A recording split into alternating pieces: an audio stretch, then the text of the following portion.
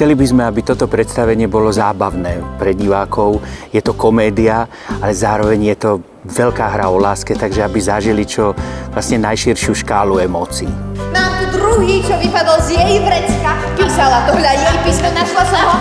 Moja predstava o kostýmoch, o hudbe, o scenografii sa, myslím, vďaka výborným kolegom z týmu Tvorivého naplnila.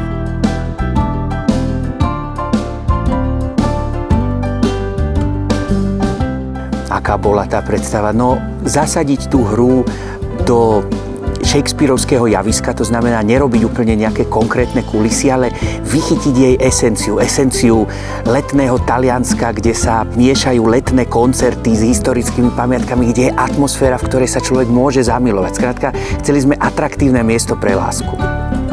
Tak potom kiež by mi doniesli aj šťastie. Ó, Felice! Ale Felice! Aký je Benedikt podľa mňa?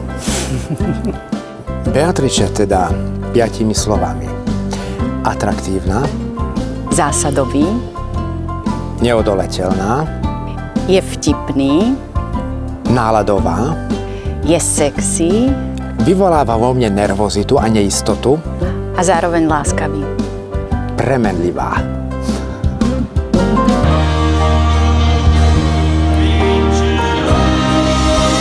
Vy teraz choďte a vrátite sa sem, páská, keď